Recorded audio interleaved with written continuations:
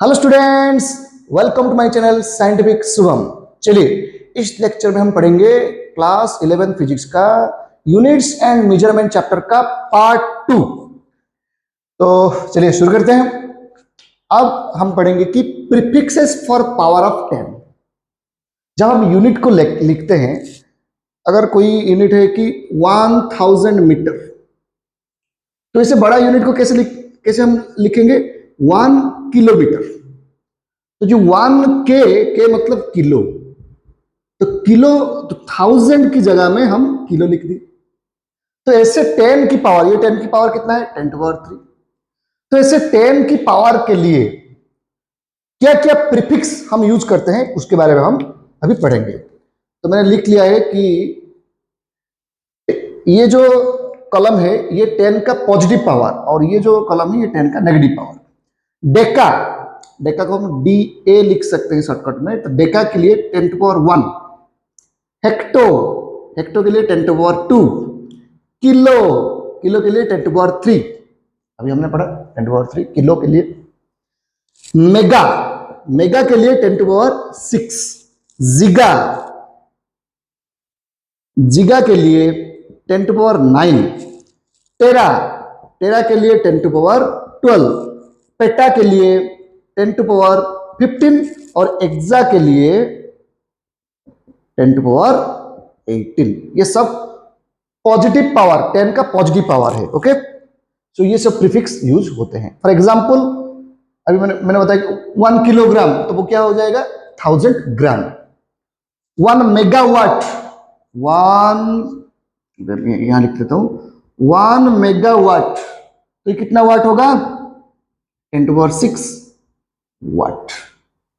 Okay, चलिए अभी 10 का नेगेटिव पावर को समझेंगे प्रीफिक्स। अपने नोट में लिख दीजिए, वीडियो को पॉज करके। चलिए, डेसी, डेसी में क्या होगा? डेसी ये हो जाएगा डी, 10 टू पावर -1। ये जो इधर साइड ये सब प्लस है, वही रहेगा मैग्नीट्यूड, ओनली साइन माइनस हो जाएगा। ओके, तो डेसी 10 टू पावर -1। सेंटी क्या होगा? 10 to power -2। Milli 10 to power -3। जैसे हम 1 सेंटीमीटर को 10 टू पावर -2 मीटर लिख सकते हैं। 1 मिलीमीटर को 10 टू पावर -3, 1 मिलीमीटर, तो कितना होगा? 10 to power -3 metre. Okay, micro, तो माइक्रो का साइन थोड़ा याद कर लीजिए। माइक्रो ऐसे साइन, माइक्रो ऐसे, ये साइन है माइक्रो का। ओके, माइक्रो, माइक्रो क्या है? 10 टू पावर -6। ओके, नानो 10 टू पावर -9, तो 1 नानोमीटर कितना होगा? 10 to power -9 metre. Pico, pico P 10 to power -12। Femto F 10 to power -15। Atto A 10 to power -18। तो वीडियो को पॉज कर दीजिए और ये सारे के सारे अपने नोटबुक में लिख दीजिए। ओके, चलिए लिख दीजिए। तो चलिए अभी पढ़ते हैं कि हमने एसआई यूनिट के बारे में पढ़ा, जो कि मोस्ट इंटरनेशनली एक्सेप्टेड सिस्टम है। सारे डिराइव्ड क्वांटिटी का यूनिट को हम एसआई यूनिट से निकालेंगे, उनको उनका यूनिट को, क्योंकि ये सबसे सरल है और ये इंटरनेशनली एक्सेप्टेड सिस्टम है। मगर कुछ यूनिट हैं जिसको हम प्रैक्टिकल यूनिट कहते हैं, ये भी कॉमनली यूज होता है। ये ऐसा यूनिट नहीं है, ये प्रैक्टिकली कुछ एक्सपेरिमेंट के लिए और कुछ डे टू डे लाइफ के लिए यूज होते हैं। मास का, लेंथ का, टाइम का, कुछ प्रैक्टिकल यूनिट्स हैं। तो उस प्रैक्टिकल यूनिट के बारे में हम अभी जानेंगे। अभी हम पढ़ेंगे कि practical units of length, length के कुछ प्रैक्टिकल यूनिट्स। जैसे कि एक है तुम्हारा एस्ट्रोनॉमिकल यूनिट, इसको एयू कहते हैं। हेडिंग से पता चल गया होगा, astronomical unit means it is used in astronomy to measure the distance of planet, stars, space में। तो जो स्पेस रिसर्च करते हैं, तो मीटर किलोमीटर यूज करेंगे, तो जो वैल्यू आएगा वो बहुत ज्यादा मैग्नीट्यूड का आएगा, ज्यादा डिजिट होगा उस वैल्यू में।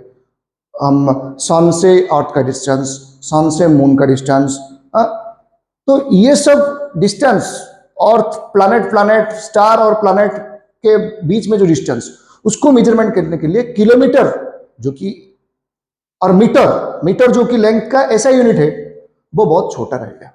इसके लिए एस्ट्रोनॉमिकल यूनिट एक यूनिट यूज किया जाता है। तो एस्ट्रोनॉमिकल यूनिट क्या है, इसका डेफिनेशन क्या है? इसका डेफिनेशन है कि astronomical unit is the mean distance between sun and earth. ये हो गया आपका सन, ओके।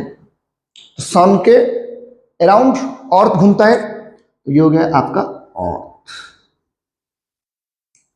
तो ये जो डिस्टेंस है मीन डिस्टेंस, क्योंकि अर्थ घूमता है एक एलिप्स में, तो कब डिस्टेंस घट जाएगा कब डिस्टेंस बढ़ जाएगा, हाँ या ना, एलिप्स में। तो वो मीन डिस्टेंस है सन और अर्थ के बीच में। उस डिस्टेंस को हम कहते हैं 1 एस्ट्रोनॉमिकल यूनिट, और इसका मैग्नीट्यूड, इसका वैल्यू है 1.496 इंटू 10⁻11 मीटर, और इसको हम 1.5 इंटू 10⁻11 मीटर भी लिख सकते हैं। यह है 1 एस्ट्रोनॉमिकल यूनिट, जो कि सन और अर्थ के बीच का मीन डिस्टेंस। चलिए और एक जानते हैं एस्ट्रोनॉमिकल यूनिट। ये तो एक प्रैक्टिकल यूनिट हो गया, और एक यूनिट है लाइट ईयर। लग रहा है कि ये टाइम का यूनिट है, नहीं, ये टाइम का यूनिट नहीं है। इधर ईयर है मगर ये टाइम का यूनिट नहीं है, ये डिस्टेंस का, ये लेंथ का यूनिट है, ओके, लाइट ईयर। तो लाइट ईयर क्या है कि it is the distance travelled by light, distance,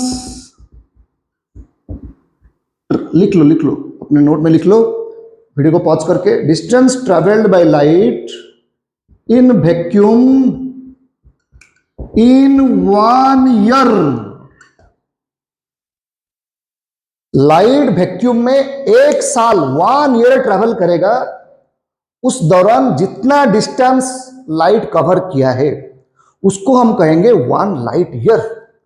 तो आप सबको पता है कि लाइट का स्पीड 3 इंटू 10⁸ मीटर पर सेकेंड, एक सेकेंड में 3 इंटू 10⁸, किलोमीटर में बोलेंगे तो 3 लाख किलोमीटर पर सेकेंड। एक सेकेंड में लाइट 3 लाख किलोमीटर का डिस्टेंस कवर कर लेता है।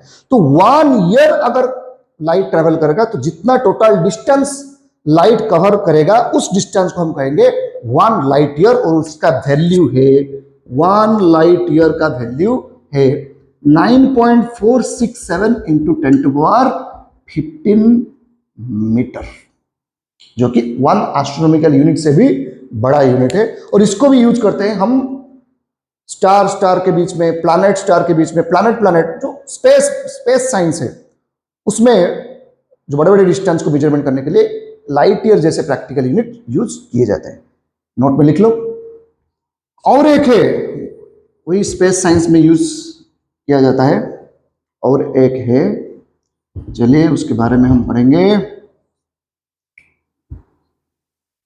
और एक है पैरालैक्टिक सेकेंड, मजेदार यूनिट है, अच्छे से समझेंगे इसको। पैरालैक्टिक सेकेंड, जिसको शॉर्टकट में परसेक भी बोला जाता है। तो पैरालैक्टिक सेकेंड लगता है कि ये टाइम का यूनिट है, मगर नहीं, ये टाइम का यूनिट नहीं है। ये पैरालैक्टिक सेकेंड डिस्टेंस और लेंथ का यूनिट है, लेंथ का प्रैक्टिकल यूनिट है पैरालैक्टिक सेकेंड। तो चलिए इसके बारे में समझते हैं कि ये हो गया आपका सन, और ये हो गया आपका अर्थ सन। तो डिस्टेंस को हम क्या कहेंगे? 1 एस्ट्रोनॉमिकल यूनिट। तो 1 एस्ट्रोनॉमिकल यूनिट को हम एक आर्क की तरह ले जाएंगे। आर्क, सर्किल का एक पार्ट होता है आर्क। और इधर कोई पॉइंट में, इधर एक पॉइंट में ये हो गया उस सर्किल का रेडियस, उस सर्किल का क्या रेडियस। अगर ये 1 एस्ट्रोनॉमिकल यूनिट आर्क होगा तो ये पूरा एक क्या होगा, सर्किल होगा, तो ये हो गया उसका रेडियस। और ये एंगल अगर 1 सेकेंड है, 1 सेकेंड, अगर ये एंगल 1 सेकेंड होगा तो इस रेडियस का वैल्यू हो जाएगा 1 परसेक। चलिए इसको मैं दोबारा इसको समझाता हूं कि 1 परसेक क्या है। 1 परसेक एक रेडियस है, एक सर्किल का रेडियस है। कब? जब 1 एस्ट्रोनॉमिकल यूनिट वैल्यू का एक आर्क सेंटर में 1 सेकेंड का एंगल बनाता है। ये एक सर्किल है, सर्किल का छोटा सा आर्क है जिसका वैल्यू 1 एस्ट्रोनॉमिकल यूनिट, और ये 1 एस्ट्रोनॉमिकल यूनिट वैल्यू का आर्क अगर सेंटर में 1 सेकेंड का एंगल बनाता है तो उस सर्किल का रेडियस का वैल्यू क्या हो जाएगा? 1 परसेक। और 1 पैरालैक्टिक सेकेंड का वैल्यू है 3.086 इंटू 10⁻16 मीटर। तो astronomical unit and light year से भी ज्यादा मोर है, ये लार्ज है पैरालैक्टिक सेकेंड। और मैं बताना चाहता हूं कि ये जो पैरालैक्टिक सेकेंड और परसेक है, ये लेंथ का सबसे बड़ा, लार्जेस्ट यूनिट ऑफ लेंथ है, सबसे बड़ा, इससे ज्यादा बड़ा यूनिट नहीं है। ओके, तो ये पैरालैक्टिक सेकेंड। तो पैरालैक्टिक सेकेंड, एस्ट्रोनॉमिकल यूनिट और लाइट ईयर, ये बड़े बड़े लेंथ, स्पेस में लेंथ को मेजरमेंट करने के लिए यूज होते हैं। ओके, सो ये कुछ अदर यूनिट है, अदर प्रैक्टिकल यूनिट है लेंथ, एरिया एंड मास का प्रैक्टिकल यूनिट। चलिए एक एक देखते हैं। 1 फर्मी, जिसको हम 1 एफएम फेम्टोमीटर कहते हैं, तो प्रीफिक्सेस ऑफ 10 में फेम्टो में क्या लिखा था? 10⁻⁻15। तो 1 एफएम बाय 1 फर्मी, 1 फेम्टोमीटर क्या होगा? 10⁻⁻15 metre.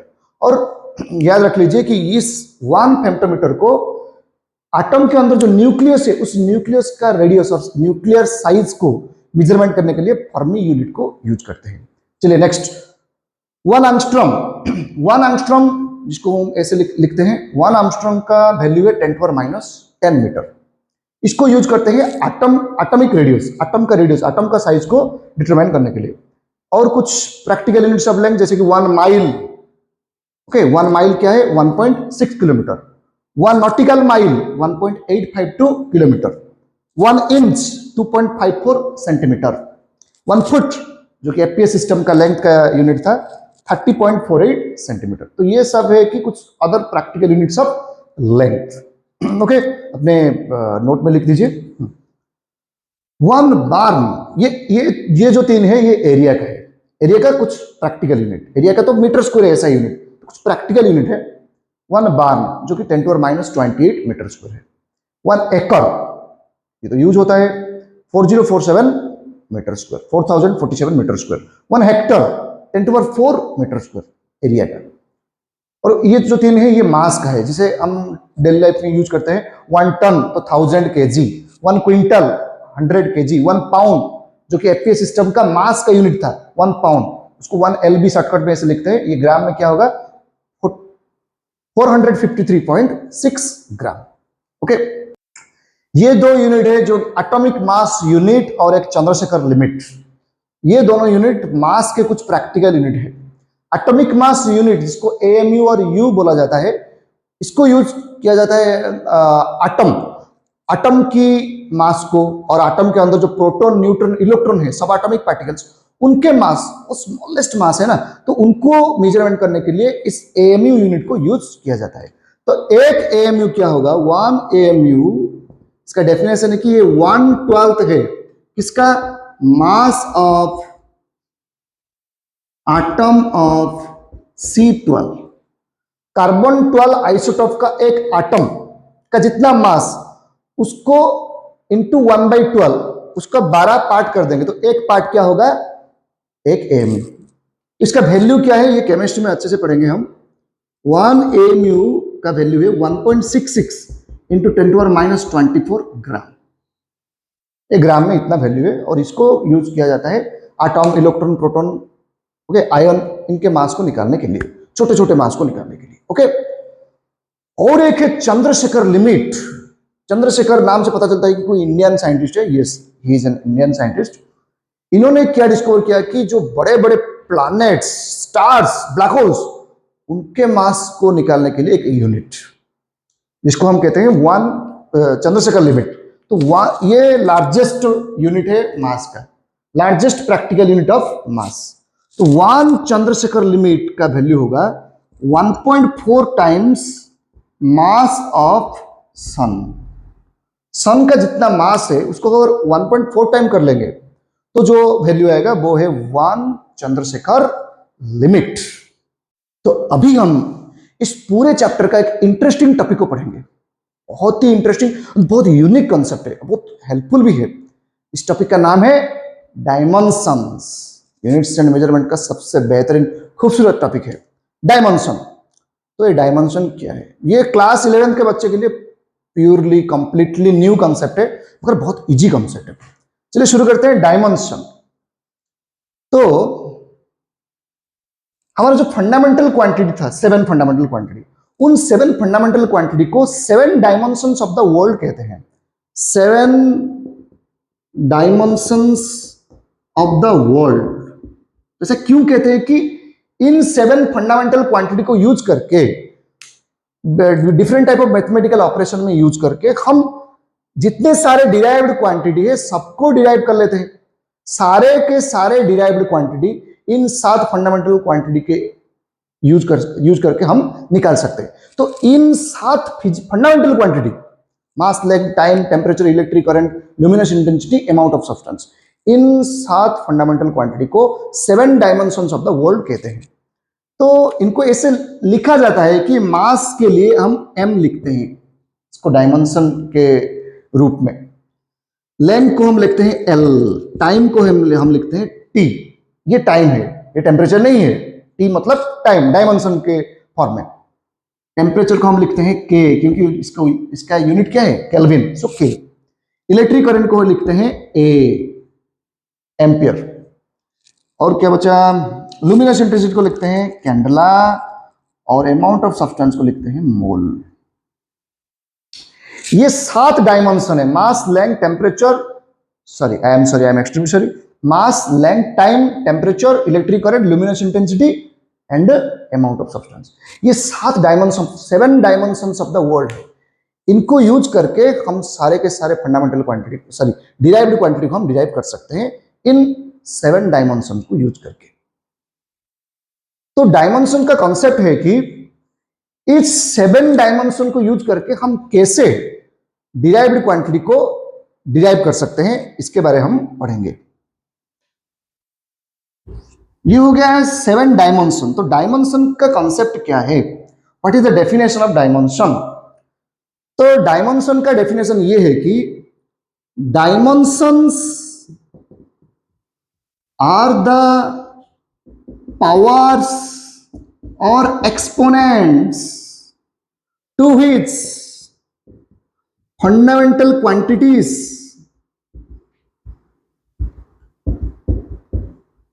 must be raised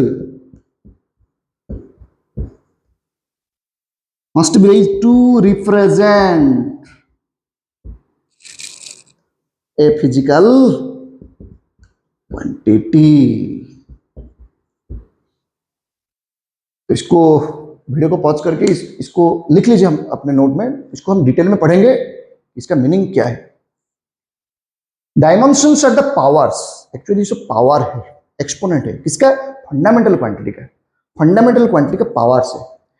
fundamental quantity का पावर्स करके हम एक डिराइव्ड क्वांटिटी और एक फिजिकल क्वांटिटी को रिप्रेजेंट करेंगे। वो सब पावर को हम कहेंगे डायमेंशन।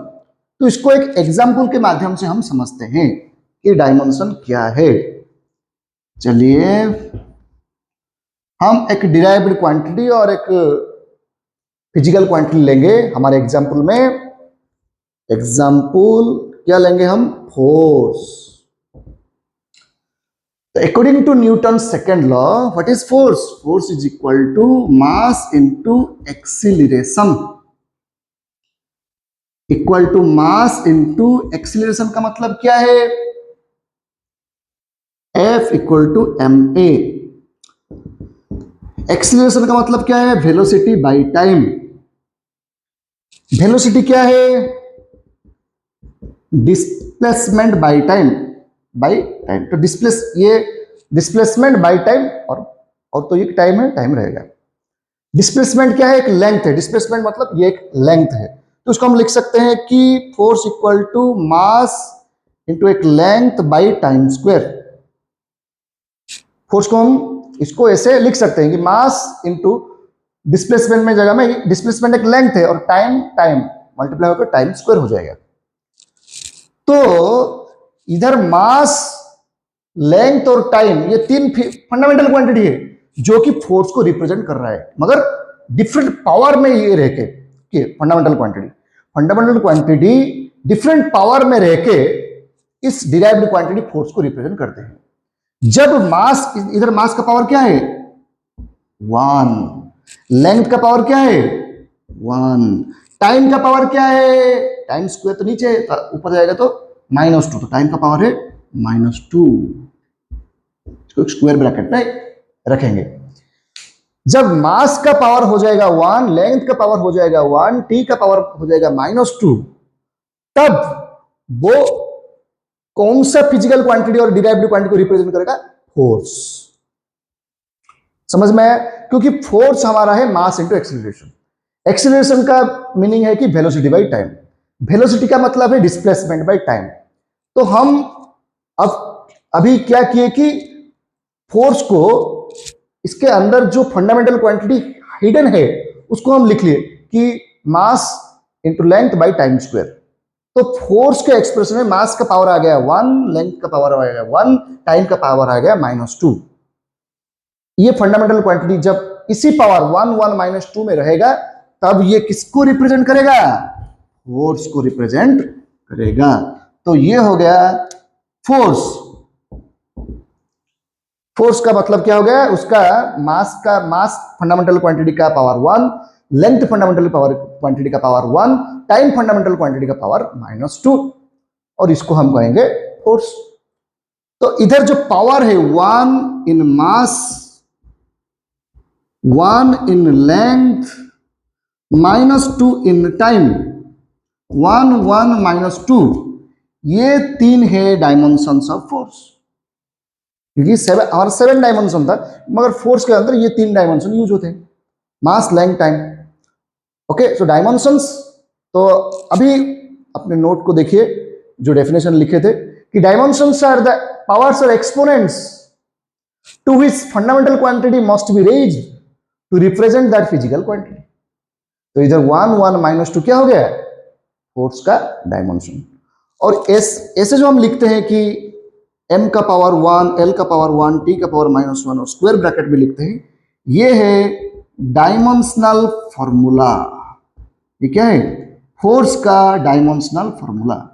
और जब हम ऐसे लिख लेते हैं force equal to m to power 1, l to power 1, t to power -2, ये है डायमेंशनल इक्वेशन। तो ये था डायमेंशन का छोटा सा इंट्रोडक्शन। नेक्स्ट वीडियो में मैं आपके लिए लाऊंगा कंप्लीट डायमेंशन का कॉन्सेप्ट और ढेर सारे न्यूमेरिकल क्वेश्चन, एमसीक्यू हम सॉल्व करेंगे। तो जुड़े रहिए मेरे चैनल के साथ, और कोई भी डाउट और क्वेरी, कोई कॉन्सेप्ट क्लियर नहीं हो रहा है तो बताइए कमेंट सेक्शन में, मैं क्लियर कर दूंगा। सो ये था डायमेंशन जो कि पावर है फंडामेंटल क्वांटिटी का, और वो पावर में जब वो फंडामेंटल क्वांटिटी रहेंगे तो एक फिजिकल क्वांटिटी रिप्रेजेंट होगा। तो वो पावर को हम कहेंगे डायमेंशन, उसको ऐसे स्क्वायर ब्रैकेट में लिखेंगे तो हम कहेंगे उसको डायमेंशनल फार्मूला, और ऐसे इक्वेशन के फॉर्म में लिखेंगे तो वो हो जाएगा dimensional equation. So next video में, ये तो डायमेंशन का एक छोटा इंट्रोडक्शन ही था, बहुत एक कॉन्सेप्ट, एक इंट्रोडक्टरी कॉन्सेप्ट था। डायमेंशन का पूरा वीडियो, जो डिटेल वीडियो और बहुत सारे फैक्ट्स, थ्योरीज है डायमेंशन का, वो मैं नेक्स्ट वीडियो में आपको पढ़ाऊंगा। तो जुड़े रहिए, stay connected with me. So now goodbye and thank you all of you. जुड़े रहिए and kindly subscribe my channel. Thank you.